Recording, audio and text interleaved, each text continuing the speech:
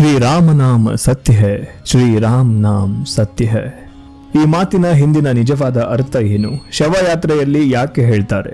ನಾವೆಲ್ಲರೂ ಜೀವನದಲ್ಲಿ ಒಮ್ಮೆಯಾದರೂ ಕೂಡ ಶವಯಾತ್ರೆಯ ಸಮಯದಲ್ಲಿ ಶ್ರೀರಾಮ ನಾಮ್ ಸತ್ಯ ಹೈ ಎಂಬ ಘೋಷಣೆಯನ್ನ ಕೇಳಿರ್ತೇವೆ. ಆದರೆ ಈ ಮಾತಿನ ಅರ್ಥ ಏನು? ಇದನ್ನ ಯಾಕೆ ಹೇಳ್ತಾರೆ? ಇದು ಕೇವಲ ಒಂದು ಪದ್ಧತಿಯೇ ಅಥವಾ ಇದರ ಹಿಂದೆ ಆಳವಾದ ತತ್ವಜ್ಞಾನ ಅಡಗಿದೆಯೇ? ಬನ್ನಿ ನೋಡೋಣ. ಶ್ರೀರಾಮನಾಮ ಸತ್ಯ ಹೈ ಎಂಬ ಹಿಂದಿ ವಾಕ್ಯದ ಕನ್ನಡ ಅರ್ಥ ಅಂದ್ರೆ ಶ್ರೀರಾಮನ ನಾಮವೇ ಸತ್ಯ ಎನ್ನುವುದು. ಇಲ್ಲಿ ಸತ್ಯ ಎಂದರೆ ಕೇವಲ ನಿಜ ಎಂಬ ಅರ್ಥವಲ್ಲ, ಬದಲಾಗಿ ಈ ಪ್ರಪಂಚದಲ್ಲಿ ಶಾಶ್ವತವಾಗಿ ಉಳಿಯುವಂಥದ್ದು, ಎಂದಿಗೂ ನಾಶವಾಗಲಾರದ್ದು ಎಂಬ ಅರ್ಥವನ್ನ ಸೂಚಿಸುತ್ತದೆ. ಹಿಂದೂ ಧರ್ಮದ ಪ್ರಕಾರ ಮನುಷ್ಯನ ದೇಹ ನಶ್ವರವಾಗಿದೆ. ನಾವು ಇಂದು ನೋಡುತ್ತಿರುವ ದೇಹವು ಒಂದು ದಿನ ಮಣ್ಣಿನಲ್ಲಿ ಮಣ್ಣಾಗಿ ಹೋಗುತ್ತದೆ. ಹಣ, ಅಧಿಕಾರ, ಸೌಂದರ್ಯ, ಆಸ್ತಿ, ಐಶ್ವರ್ಯ ಎಲ್ಲವೂ ಕಾಲದೊಂದಿಗೆ ಕಣ್ಮರೆಯಾಗುತ್ತವೆ. ಆದರೆ ಧರ್ಮ, ಸತ್ಯ ಮತ್ತು ದೇವರ ನಾಮ ಮಾತ್ರ ಶಾಶ್ವತ ಎಂದು ನಂಬಲಾಗಿದೆ.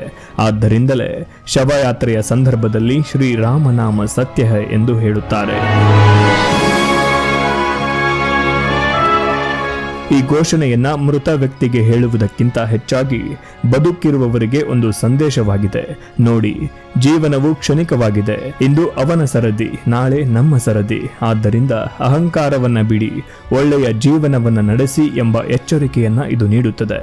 ಈ ಪದ್ಧತಿ ಉತ್ತರ ಭಾರತದ ರಾಜ್ಯಗಳಲ್ಲಿ ಹೆಚ್ಚಾಗಿ ಕಂಡುಬರುತ್ತದೆ. ಶವವನ್ನ ಹೊತ್ತುಕೊಂಡು ಹೋಗುವಾಗ ಜನರು ಒಟ್ಟಿಗೆ ಶ್ರೀರಾಮನಾಮ್ ಸತ್ಯ ಹೈ ಎಂದು ಹೇಳುತ್ತಾರೆ. ಇದರಿಂದ ಜೀವನದ ಅನಿತ್ಯತೆಯನ್ನ ನೆನಪಿಸಿಕೊಳ್ಳುತ್ತಾರೆ. ಕೆಲವು ಧಾರ್ಮಿಕ ಗ್ರಂಥಗಳಲ್ಲಿ ರಾಮನ ನಾಮವನ್ನ ಮೋಕ್ಷದ ಮಾರ್ಗ ಎಂದು ವರ್ಣಿಸಲಾಗಿದೆ.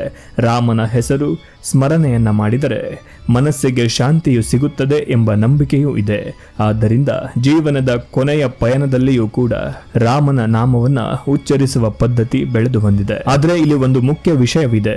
ಈ ಘೋಷಣೆಯ ಉದ್ದೇಶ ಭಯ ಹುಟ್ಟಿಸುವುದಲ್ಲ, ಬದಲಾಗಿ ಮನುಷ್ಯ ಎಷ್ಟೇ ದೊಡ್ಡವನಾದರೂ ಕೂಡ ಒಂದು ದಿನ ಈ ಭೂಮಿಯನ್ನ ಬಿಟ್ಟು ಹೋಗಲೇಬೇಕು ಎಂಬ ಸತ್ಯವನ್ನ ನೆನಪಿಸುವುದಾಗಿದೆ. ಇಂದಿನ ಕಾಲದಲ್ಲಿ ನಾವು ಹಣ, ಹುದ್ದೆ, ಖ್ಯಾತಿ ಗಳಿಸುವ ಓಟದಲ್ಲಿ ಮಾನವೀಯ ಮೌಲ್ಯಗಳನ್ನು ಮರೆತು ಬಿಡುತ್ತೇವೆ. ಆದರೆ ಒಂದು ಶವಯಾತ್ರೆ ಮತ್ತು ಅದರಲ್ಲಿನ ಶ್ರೀರಾಮನಾಮ ಸತ್ಯ ಹೈ ಎಂಬ ಘೋಷಣೆ ನಮಗೆ ಜೀವನದ ನಿಜವಾದ ಅರ್ಥವನ್ನ ನೆನಪಿಸುತ್ತದೆ.